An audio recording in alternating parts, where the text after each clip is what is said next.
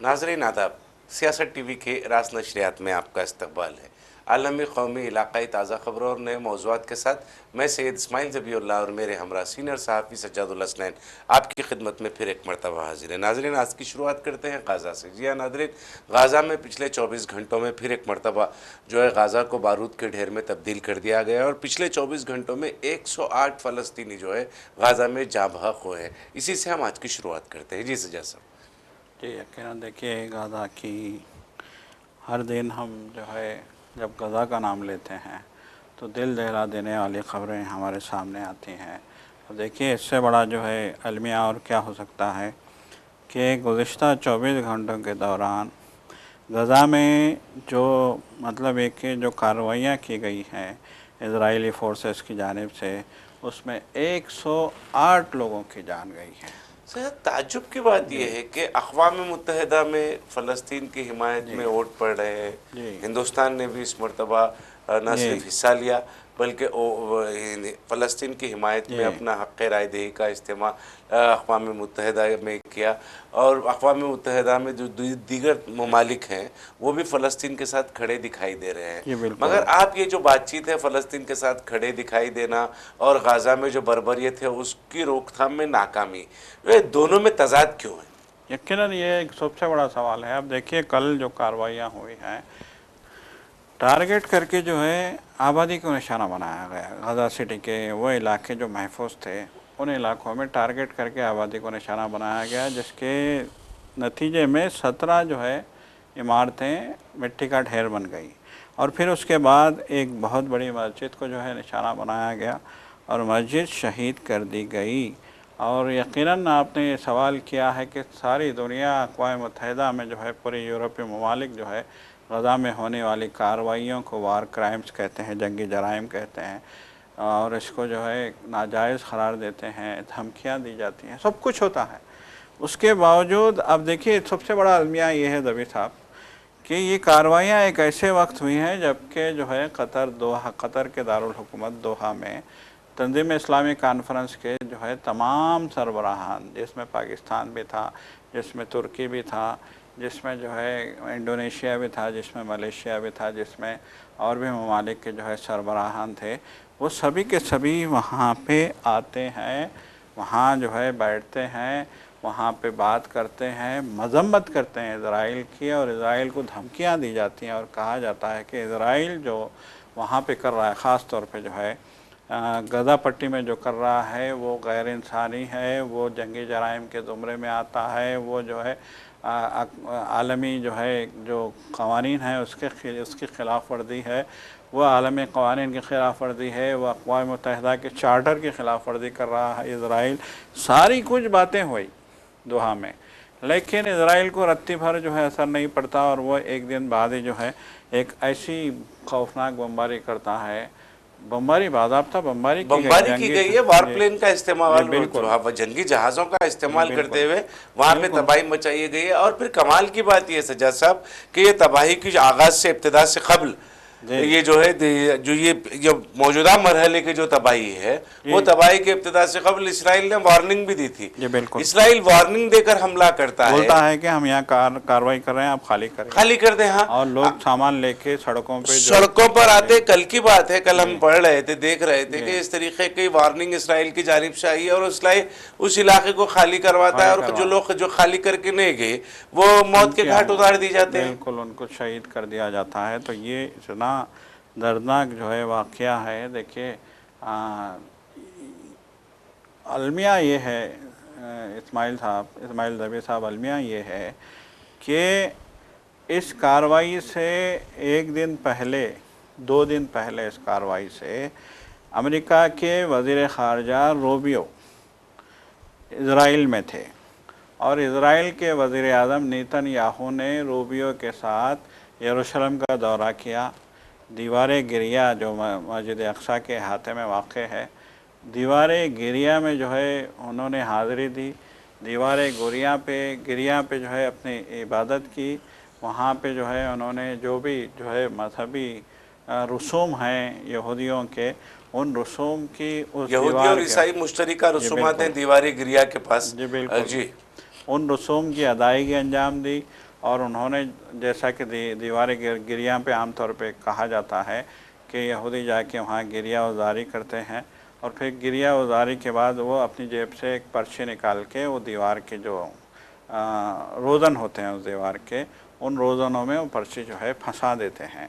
तो यही काम नेतन्याहू भी करते हैं और यही काम अमेरिकी वज़ीर ख़ारजा रूबियो भी करते हैं। तो इससे क्या मैसेज दुनिया को गया जाता है, क्या जो है इससे अमेरिका दुनिया को पैगाम देना चाहता था, वो यही कह रहा है कि हम इजराइल के साथ कंधे से कंधा मिला के खड़े हैं, हम साथ में खड़े हैं। बिल्कुल जो है नेतन्याहू के कंधे से कंधा मिला के रूबियो जो है दीवारें गिरिया पे जो है गिरिया उजारी भी करते हैं, अपनी जेब से पेपर निकाल के दीवार में फंसाते भी हैं। वो सारी जो है रसूम जो यहूदी अंजाम देते हैं वो अंजाम देते हैं और फिर इज़राइल को इस बात का दिलासा दिया जाता है कि हम हर मुश्किल में आपके साथ हैं। और फिर उनको डॉलरों के जो है बैग भी हवाले किए जाते हैं और फिर जंगी हथियार भी साथ आते हैं, भयानक जो है जंगी हथियार भी उनके हवाले किए जाते हैं। और वैसे भी सारी दुनिया जानती है कि जो है अमेरिका का जंगी बीड़ा इज़राइल के साहिल पे खड़ा है, हैफा के साहिल पे खड़ा है। सारी दुनिया ये जानती है कि इसराइल का जो बंदरगाही शहर है हैफा, वहाँ पे जो है अमेरिका का जंगी जहाज़ खड़ा है और उस जंगी जहाज़ में 30 लड़ाका तैयारे हमेशा तैयार खड़े हैं, पूरे जो है असलाह से लैस होके। पूरे जंगी तैयारों में पूरे बम लदे हुए हैं, नस्ब किए हुए हैं और वो कभी भी किसी भी मुल्क पे तबाही ला सकते हैं। तो ये सब कुछ देखिए, एक जानिब ख़तर में इस्लामी ममालिक जो है एक इजलास कर रहे थे और जो है क़तर पे बमबारी या फिर क़तर में हमास के दफ्तर पे बमबारी की मजम्मत कर रहे थे, तो दूसरी जानिब अमेरिका ये मैसेज दे रहा था अरब मुल्कों को कि तुम चाहे कुछ कर लो, हम इज़राइल के साथ खड़े हैं और इज़राइल जो भी करेगा हम उसका साथ देंगे, ये दे रहा था। तो बहरहाल जो कुछ भी हो, लेकिन ये जो इंसानियत सोजी हो रही है, ये जो गज़ा को तबाह करने की जो मनसूबाबंदी की जा रही है, ये जो गज़ा के एक पूरे हिस्से को जो है तबाह ताराज कर दिया गया है, ये जो गज़ा सिटी को पूरी तरीके से जो है मलबे में बदल दिया गया है। और ये गज़ा सिटी पे देखिए बहुत बार ट्रम्प कह चुके हैं कि गज़ा सिटी को हम एक बेहतरीन तफरीगा बनाएंगे क्योंकि वो साहिल समंदर पे वाक़ है। हरम शेख से ज़्यादा जो है खूबसूरत मकाम ये बन जाएगा। हरम शेख जो है आप भी जानते हैं कि मिस्र का जो है साहिल समंदर पे वाक़ खूबसूरत जजीरा है हरमुल शेख। तो ट्रम्प ने कहा था कि हम हरमुल शेख से ज़्यादा जो है खूबसूरत गज़ा को बना देंगे, चूँकि गज़ा भी साहिली पट्टी है। तो मतलब ये कि यहाँ आम आदमी मर रहा है, मासूम बच्चे मर रहे हैं, ख़वातीन मर रही हैं, वहाँ पे जो है लोगों को जो है पीने के पानी के से मोहताज कर दिया गया है, खाने को लोग तरस रहे हैं। समंदर के किनारे होने के बावजूद उन्हें मछली पकड़ने की इजाज़त नहीं है, उन्हें अपनी खुराक का इंतज़ाम करने की इजाज़त नहीं है, उन्हें पूरी तरीके से कैद खाने में बंद करके रखा गया है। गज़ा पट्टी को पूरा कैद खाना बना दिया गया है। चारों तरफ से इसराइली फ़ौज जो है गज़ा की निगरानी कर रही है।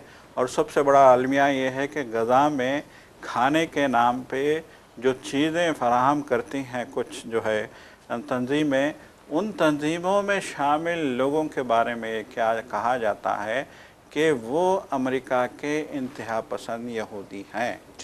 अमेरिका के इंतहा पसंद यहूदी हैं। अमेरिका की एक जमात है जो है गालिबन बाइकर्स के नाम से कुछ, उसका मेरे को नाम याद नहीं आ रहा है। वो जमात जो है वहाँ पे खाना बांटने का काम करती है उन बेयार और मददगार मासूम लोगों में। और जिस तरह का खुराक उनको दी जाती है, शायद जानवर भी खाना पसंद ना करें, ऐसी खुराक उनको दी जाती है। बिल्कुल। और फिर जब वो खुराक देने के लिए आते हैं तो फिर वो पहले से जो है इजरायली सिपाहियों को इसकी इत्तला दे देते हैं। लोग जमा होते हैं, वहाँ पे हुजूम होता है, अफरा तफरी का माहौल होता है और उस हुजूम पे फायरिंग की जाती है। तो ये जुल्म की जो इंतहा की जा रही है, यकीनन आपका सवाल बहुत अहम है कि अक़वाम मुत्तहिदा क्या सिर्फ बैठ के जो है बिल्कुल जो कागज पर है अमन कायम करने जी की कोशिश की जा रही है। अक़वाम बिल्कुल मुत्तहिदा के जनरल असम्बली इजलास हो या फिर अक़वाम मुत्तहिदा का फ़लस्तीन के हवाले से कोई इजलास हो, कागज़ पर अमन कायम करने की अक़वाम मुत्तहिदा में कोशिशें की जा रही हैं और अक़वाम मुत्तहिदा की अब तक की तमाम कोशिशें जो है वो नाकामी रही हैं। जी बिल्कुल आप देखिए मगरबी किनारा के बाद जब गाज़ा पर जब मुसलसिल अब ये हमले हो रहे हैं और पिछले कई सालों से गाज़ा को जो खंडर में तब्दील कर दिया गया है, जी वो जो वहाँ के जो मनाजिर है दिल दहला देने वाले दिल दहला मनाजिर देने वाले हैं यकीन और लोगों को मतलब नाशों को दफन करने के लिए तक जगह जगह मुयस्सर नहीं नहीं है है, बिल्कुल जगह मुयस्सर नहीं है। खाने पीने की तो दूर की बात दूर है, की बात है नाशें दफन करने के लिए भी वहाँ पर जगह मुयस्सर नहीं है। और ये तमाम अमन के अलंबरदार जो है वो अमन के अलंबरदार सिर्फ और सिर्फ अक़वाम मुत्तहिदा में बैठकर कागज़ पर अमन कायम करने की कोशिशें वो मुसलसिल कर रहे हैं। सजा साहब, हम हैदराबाद का रुख करते हैं। यहाँ पर आज जो है 17 सितंबर है और जी 17 सितंबर को हैदराबाद जो है, रियासत हैदराबाद का जो है वो इंडियन यूनियन में इंज़माम अमल में आया था।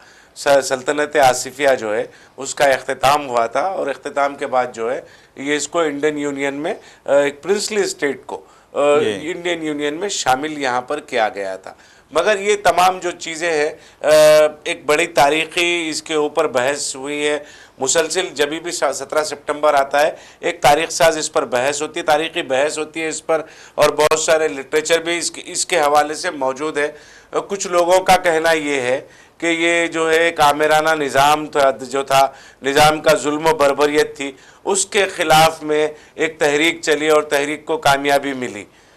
हालांकि जो है ये हकीकत से बिल्कुल ऐन बरक़्स से हकीकत के आमिराना निज़ाम जो था वो ये बीजेपी का एक तासुर, बीजेपी हमेशा ये तासुर देने की कोशिश करती प्रोपेगेंडा है। आया था अभी सरदार वल्लभ भाई पटेल ने जो है एक बड़ा कारनामा किया, एक मुस्लिम हुक्मरानों को, हालांकि बीजेपी के पास कोई ऐसा बड़ा लीडर नहीं है जिसको वो अपना एक आइडियल पेश कर सके।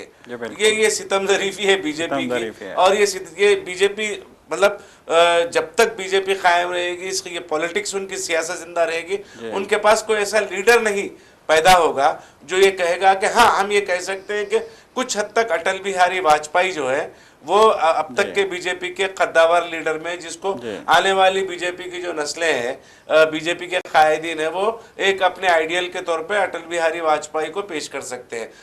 उनको अटल बिहारी वाजपेयी को छोड़कर कोई भी एक ऐसा लीडर नहीं है।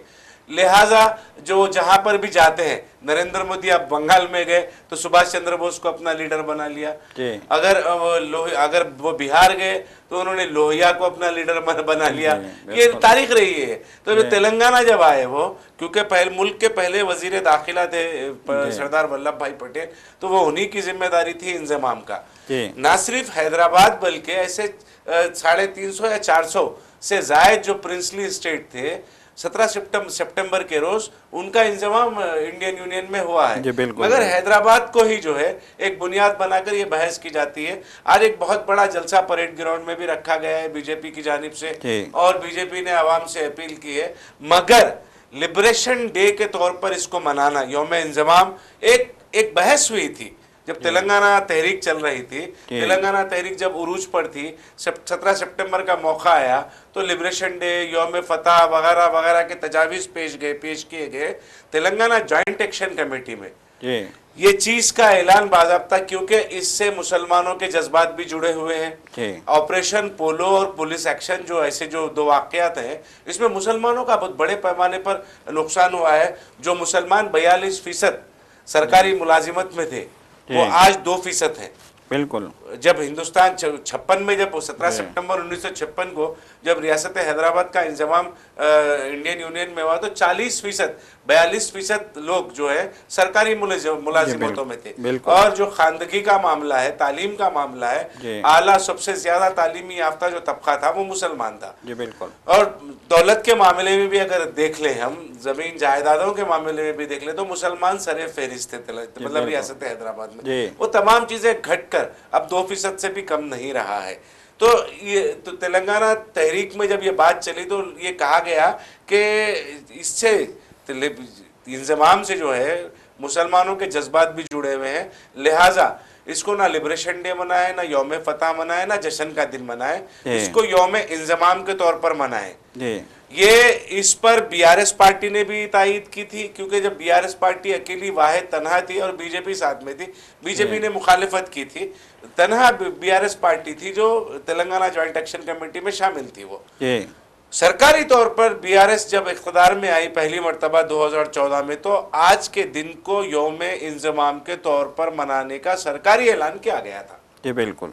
लेकिन अब बीजेपी खुलेआम कहती है, देखिए इससे पहले एक 15 दिन पहले गालिबन जो है 1-2 तारीख को मोदी का एक बयान आया था, जबकि मोदी यहाँ थे भी नहीं, इंडिया में नहीं थे, वो मुल्क से बाहर थे। तो मुल्क से बाहर रहने के बावजूद उन्होंने एक बयान दिया था और उस बयान में उन्होंने कहा था कि अब की बार हम 17 सितंबर को हैदराबाद में जो लिबरेशन डे बनाएंगे, उन्होंने बाज़ाब्ता कहा था कि लिबरेशन डे का जो जश्न मनाएंगे उसको हम जो है ऑपरेशन पोलो के सिपाहियों के नाम करेंगे और पोलो ऑपरेशन पोलो में शामिल सिपाहियों को जो है क़िराज पेश किया जाएगा, उनको तहनीत पेश की जाएगी। ये बाज़ाब्ता मोदी ने ऐलान किया था। और देखिए प्रोग्राम में ये भी शामिल था कि मोदी और अमित शाह जो है इस प्रोग्राम में शिरकत करेंगे।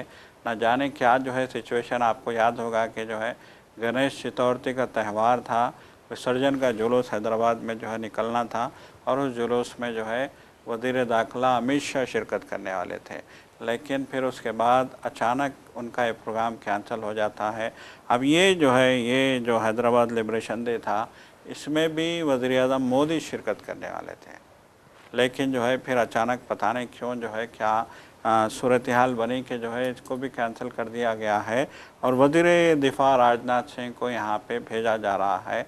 इसमें इससे पहले भी आपको याद होगा कि राजनाथ सिंह हैदराबाद में हैं, अभी आ चुके हैं। जी बिल्कुल, उनको भेजा गया है। कल ही वो हैदराबाद पहुंचे हैं राजनाथ सिंह। मगर ये एक झूठा प्रोपोगंडा है। देखिए मैं ऐसे तारीख के 2 जहदकारों को अच्छी तरीके से जानता हूँ। कई मरतबा मैंने उनके साथ कई मुज़ाकरात में भी मैं शामिल रहा उनके साथ, और कई इंटरव्यूज़ भी उनके मैंने लिए हैं। एक है कैप्टन लिंगाला पांडुरंगा रेड्डी और दूसरे हैं, अभी तो अब इस वक्त दुनिया में वो नहीं है, वो अनजहानी डॉक्टर चिरंजीवी। ये 2 लोगों को मैं बहुत अच्छी तरीके से जानता हूँ। इनके साथ इस मौजू पर मेरी एक तवील बहस हुई है उनके साथ और बहुत सारी मामला। देखिए अगर बहुत सारे दूसरे मुसलमान मौरक़ीन भी हैं, मुसलमान मौरक़ीन का नाम मैं यहाँ पर इस वास्ते नहीं लेना चाह रहा हूँ क्योंकि अगर जानिबदारी का इल्ज़ाम लग जाएगा यहाँ पर। और मैं एक घंटा चक्रपानी, ये 3 लोग हैं, ये 3 लोग हैं जिनसे मैं इस मौजू पर मैंने बहुत तवील बात गुफ्तगू की है। और घंटा चक्रपानी जो है वो साबिका Telangana state public service commission के चेयरमैन भी रहे। अब फिलहाल मैं जहाँ तक समझता हूँ वो डॉक्टर BR अम्बेडकर यूनिवर्सिटी है, उसके वाइस चांसलर है। जी बिल्कुल। तो ये मैं ऑन रिकॉर्ड ये बात बोल रहा हूँ, ये तीनों ने मुझे ये जो इसकी जो हकीकत है वो हकीकत से वाकिफ करवाया था। बहुत बड़े आर्टिकल्स भी उसके ऊपर लिखे गए। तो ये उन्होंने ये कहा कि ये जो झगड़ा था, पुलिस एक्शन और ऑपरेशन पोलो उसको कहें, ये राज जो है हुक्मरान निज़ाम सल्तनत आसिफिया और ये अवाम के दरमियान में नहीं था। इसमें बहुत सारे कम्युनिस्ट कायदीन ने मुसल्ला जिद्दोजहद की तहरीक शुरू की। मुसल्ला जिद्दोजहद की जो तहरीक थी वो जागीरदाराना निज़ाम के खिलाफ में थी। तो और जागीरदारों, मनसबदारों, ज़मींदारों में मुसलमान ही नहीं थे, गैर मुस्लिम भी लोग थे। तो उनके खिलाफ में ये तहरीक शुरू हुई थी। इस तरीके की बात, इस तरीके का तासुर इन मौरख़ीन से मुझे मिला है। जी बिल्कुल। देखिए ये तहरीक कम्युनिस्टों ने शुरू की थी, फिर उसके बाद जो है जब आखिरी जो है सूरत हाल, मतलब है कि जब हिंदुस्तान मुल्क आज़ाद हो गया, जब मुल्क के जो है 2 टुकड़े हो गए, जब मुल्क इंडिया पाकिस्तान में बट गया, बंटवारे का जो है खौफनाक जो है अमल पूरे मुल्क को दहला के रख दिया था। उस अमल ने पूरे मुल्क में एक अफरा तफरी का, एक चौस का, एक जो है शोरिश का माहौल था। पूरे मुल्क में जो है एक मायूसी की फ़ज़ा छाई हुई थी। देखिए आज़ादी की सुबह तो जो है लोगों ने देख ली थी, लेकिन बहुत मशहूर शेर है, आपने भी सुना होगा कि एक बहुत बड़े शायर जो जिनको हम जो है फैज़ अहमद फैज़ के नाम से जाते हैं, उन्होंने जो है एक शेर लिखा था आज़ादी की सुबह पे, था इंतज़ार जिसका ये वो शहर तो नहीं, ये दाग दाग उजाला ये शब गजीदा शहर। तो ये बहुत ही दागदार शहर थी। तो उस दागदार उजाले के बीच में जो है जब ऑपरेशन पोलो का जो है काम यहाँ पे शुरू हुआ, हुजूर निज़ाम की जो है हुकूमत के ख़िलाफ़, सल्तनत आसिफिया के ख़िलाफ़, तो उस वक्त भी जो बहुत सारे देखिए मामलात गुडमुड हो गए। कहीं रज़ाकार का नाम आया, अब तो रज़ाकार के नाम पे जो प्रोपेगेंडा बीजेपी कर रही है, जिस तरह की फिल्म बनाई गई है, जिस तरह के हालात मिसगाइड करने की नई नस्ल को कोशिशें की गई है, नई नस्ल को हुजूर निज़ाम को जो है एक विलन के तौर पे इनके सामने पेश किया जा रहा है, ख़ास तौर पे जो है गैर मुस्लिमों के सामने, जो नहीं जानते कि हुजूर निज़ाम की शबी क्या थी, उनकी हुकूमत क्या थी, उसका जो है रग़बा कितना बड़ा था, उसकी जो है दौलत कितनी बड़ी थी, कितनी ज़्यादा खुशहाली थी इस मुमलिकत में, ये नहीं जानते। ये 70 साल पुरानी बात है। तो 70 साल पुरानी बात आज के 20-25 साल के नौजवानों को सिखाने की ये कोशिश की जा रही है कि वो जुल्म का दौर था, और ये दिखाने की कोशिश की जा रही है कि सरदार पटेल ने जो है यहाँ फ़ौज कशी करके, फ़ौज भेज के जो है यहाँ जो है हुकूमत का ख़ात्मा कर दिया था। ये मतलब ये दिखाने की कोशिश की जा रही है। तो देखिए यकीनन ऑपरेशन पोलो हुआ जिसमें 2 लाख 3 लाख से ज़्यादा लोगों की जानें गईं। इंतहाई जो है बहुत ही दर्दनाक उस वाक़ये को भी जो है, ऑपरेशन पोलो के वाक़ये को भी, सकूत हैदराबाद के वाक़ये को भी, हैदराबाद रियासत के हिंदुस्तान में इंज़माम को भी जो है एक दर्दनाक दास्तान के तौर पे जो है याद रखा जाएगा। जैसे कि आपने हवाले दिए, उन हवालों की भी अगर हम बात करें और दीगर लोगों की भी, हाँ, तारीख भरी पड़ी है, किताबें भरी पड़ी हैं कि ये ऑपरेशन पोलो क्या था, इससे किसको कितना नुकसान हुआ। यकीनन इससे इस रियासत ही को नहीं, इस रियासत के अमन पसंद लोगों को भी जो है नुकसान हुआ, खून की नदियाँ बहा दी गई थी, इस बात से इनकार नहीं किया जा सकता। अब उसमें किस किस ने कैसे कैसे हाथ धोए, क्या मतलब कम्युनिस्टों का क्या इसमें किरदार रहा, रज़ाकारों का क्या किरदार रहा, कम्युनिस्टों और रज़ाकारों से हट के जो ऐसे लोग जो मुकामी तौर पे जिन्होंने जो है अपने अपने हाथ इस गंगा में धोए हैं, जिन्होंने जो है लूट मचाई है घरों में, जिन्होंने लूटम लाट की है, जिन्होंने दौलतमंदों को लूटा है, वो एक अलग कहानियाँ हैं। बहरहाल इन सारी कहानियों के बीच आप में ये कह सकते हैं कि देखिए अब इतनी तरक्की याफ्ता रियासत थी, रियासत हैदराबाद, यहाँ पर रियासत हैदराबाद का खुद का कस्टम ऑफिस था, खुद का एयरवेज था, खुद के रेलवेज थे, खुद के शुगर फैक्ट्रीज थे, खुद के जो प्रागा टूल्स है, इस तरीके के जो मसनूआत हैं वो खुद का अपना था। कपड़ा हमारे पास यहाँ पर खुद हमारे पास बनता था, हमारे पास जो चमड़े की चीज़ें हैं, अशियाजात हैं, मसनूआत है, वो हमारे पास खुद यहाँ पर बनती थी। तो एक तरक्की याफ्ता रियासत थी। और यहाँ पर तमाम देखिए एक कमाल ये है कि वज़ीर आज़म जो है रियासत के हुक्मरान तो आसिफ जाह साहब थे, मगर जो वज़ीर आज़म थे वो किशन प्रसाद थे, महाराजा। तो ये गंगा जमुना तहजीब की एक मिसाल थी, और आसिफ जाह साहब ने गंगा जमुना तहजीब की ऐसी मिसालें अपने दौरे इख्तिदार में कायम की हैं, उसकी कोई माजी में कोई नज़ीर नहीं मिलती। और जमहूरी मुमालिक उस किस्म की नज़ीर जो है, उस किस्म की मिसालें पेश करने से कर सकते, बिल्कुल पेश करने से खासिर है। आज देखिए आज हिंदुस्तान में क्या मैसेज जा रहा है। आप हैदराबाद लिबरेशन डे के नाम पे वजीर दिफा ऐसे हुक्मरान के खिलाफ आप नफरत भड़का रहे हैं जो एक रियासत का बादशाह होने के बावजूद भी डिक्टेटर होने के हिंदू और मुसलमान दोनों को अपनी दो आंख कहते थे, और मतलब वो अमली तौर पर कहते थे, अमली तौर पर कहते थे। बिल्कुल यकीनन। देखिए आप आज अज़ीमुशान उस्मानिया यूनिवर्सिटी देखते हैं, अज़ीमुशान उस्मानिया अस्पताल देखते हैं, उस्मान सागर देखते हैं, निज़ाम सागर देखते हैं, हिमायत सागर देखते हैं। हिंदुस्तान की तारीख से, हिंदुस्तान की तारीख के सबसे बड़े रिफॉर्मर जी बिल्कुल आसिफ जाह साहब का अगर नाम लेंगे तो हिंदुस्तान की तारीख के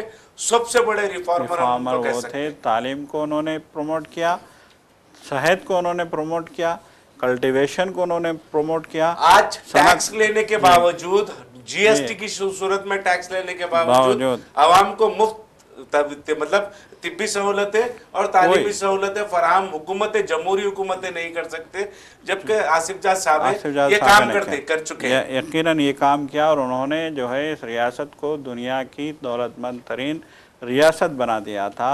देखिए एक रियासत दौलतमंद तरीन उसी वक्त होती है जब उस रियासत में खुशहाली का बोलबाला हो। यकीन यकीन तो आज जो है क्या मैसेज देंगे राजनाथ सिंह वज़ीर दिफा, और जो है अब तो सिवाय शिखा प्रोपोगंडे के कुछ भी नहीं था। बिल्कुल भड़काने का कोई बिल्कुल दूसरा काम तो बिल्कुल उम्मीद देखिए तवक्को नहीं उनको की जा सोचना सकती। चाहिए कि लिबरेशन के नाम पे वो क्या जो है जहर यहाँ उगलना चाहते हैं, वो उनको सोचने की ज़रूरत है। यकीनन देखेंगे, सब हमें इत्तला मिल जाएगी, खबर आ जाएगी, कल तक ये पूरा मंजर साफ हो जाएगा। कल तक बिल्कुल राजनाथ सिंह बिल्कुल क्या कहते हैं। यकीनन राजनाथ सिंह जो भी आज कहेंगे लिबरेशन डे के हवाले से, वो झूठ और प्रोपोगंडे के अलावा कुछ नहीं होगा। हकीकत जो है वो तेलंगाना की आवाम जानती है, तेलंगाना की अक्सरियत जानती है, तेलंगाना के मुसलमान और तेलंगाना के हिंदू भाई भी इस हकीकत से वाकिफ़ है कि आसिफ जाह साहब हिंदुस्तान नहीं बल्कि दुनिया के सबसे बड़े और सबसे अजीम रिफॉर्मर थे। तो हमें इशारा मिल गया अपनी गुफ्तगू को ख़त्म करने का। खबरें तो जी बहुत थी, मगर सरसरी तौर पर कुछ अहम खबरों पर हमारा तस्करा तबसरा ज़रूरी है सज्जाद साहब। कि कल हमने जिक्र किया था कि ओडिशा में एक टीचर ने 30 बच्चों को ज़दोखोब किया। जी बिल्कुल आंध्रा में भी एक वाक़या पेश आया है। आप देखिए, अब एक टीचर ने मासूम बच्चे के सर पर स्केल से मार दिया और उसके सर फूट गया उसका, और जी जख्मी हो गई बच्ची। जी बिल्कुल ना अब जो है टीचर ये बोलेगा कि ये नॉर्मल फॉर्म ऑफ पनिशमेंट है, जी तो मेमोरियल जो है ये बहुत ही अफसोस की बात है। देखिए, एक यकीनन और एक वाक़या आसाम जी के जो गवर्नमेंट जो हुकूमत की जानिब से जिसको जी गैर मुल्की करार दिया गया था, अमजद अली, जी वो जो डिटेंशन कैंप है आसाम का, जी जिसको बोल सकते हैं कि भाई दुनिया की सबसे बड़ी और खुली जेल जिसको बोल सकते हैं, जी और बिल्कुल उसमें वो बंद थे, वो वहाँ पर मर चुके हैं। अमजद अली का इंतकाल हो गया है, जी और उनकी एक माँ, बीवी और 3 बच्चे और 4 बेटियां हैं। जी अपने पसमानदगान में इन लोगों को छोड़कर वो गए हैं। जी बिल्कुल और देख फिर बिहार में एक नई पॉलिटिक्स शुरू हो रही है सज्जाद साहब।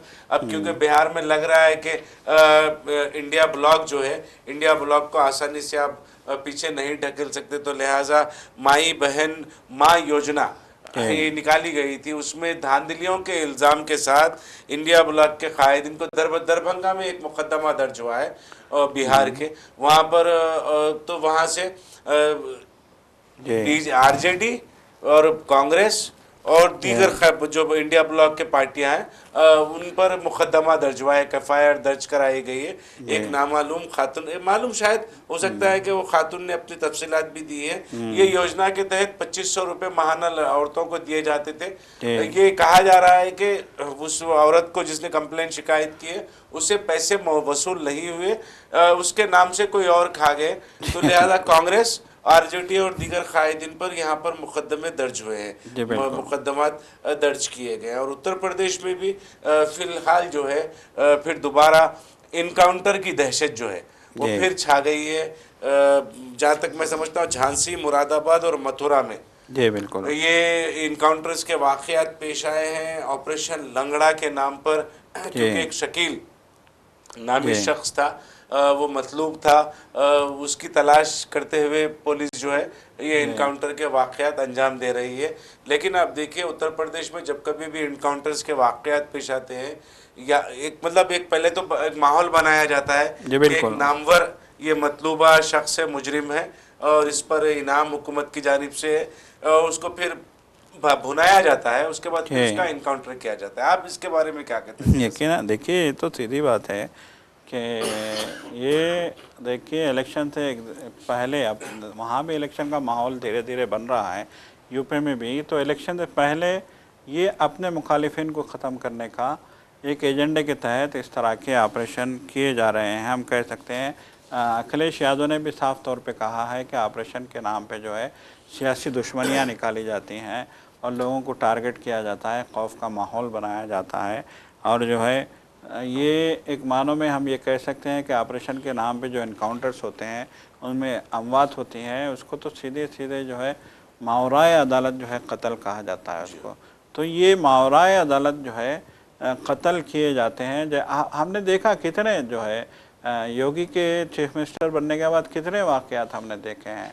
हमने आतिक अहमद को हमने देखा, हाँ बिल्कुल, अहमद को तो मीडिया के सामने कैमरे पर खुलेआम कैमरे पर मुशर्रफ अहमद, अतीक अहमद को, दोनों भाइयों को जिस तरीके से गोली मारी गई थी, इतना दहशतनाक मंजर और इतना खुलेआम जो है जबकि पुलिस की तहवील में थे, पुलिस की हिफाजत में थे, पुलिस ने उनको घेरा हुआ था। उस पुलिस के दरमियान में जो है दो लोग आते हैं और उनको जो है गोलियां मार के ख़त्म कर देते हैं। फिर उनके ख़िलाफ़ मुकदमा बनता है, वो जेल में जाते हैं, पता नहीं उसके बाद क्या हुआ। लेकिन ये जो वाक़यात वहाँ हुए हैं इसके बारे में साफ़ तौर पे कहा जा रहा है कि ये जो है योगी हुकूमत, बीजेपी हुकूमत अपने मुखालिफिन और इलाके के ताकतवर लोगों को ख़त्म करने के लिए, ऐसे ताकतवर लोगों को जो बीजेपी के ख़िलाफ़ हैं, जो बीजेपी के लिए ख़तरा बन सकते हैं, जी। उनका सफाया करने का काम योगी जी। हुकूमत उत्तर प्रदेश में इब्तदाई से कर रही है और उसका सिलसिला बदस्तूर जारी है। तो नाजरीन, अब वक्त तो चला है, सियासत टीवी के दीगर प्रोग्रामों से आप जुड़े रहें। हमारा यह प्रोग्राम आपको कैसा लगा, आप ज़रूर अपनी राय कमेंट बॉक्स में अरसाल करें और सियासत टीवी की सारी टीम को अब दे इजाज़त। खुदा हाफिज़। खुदा हाफिज़।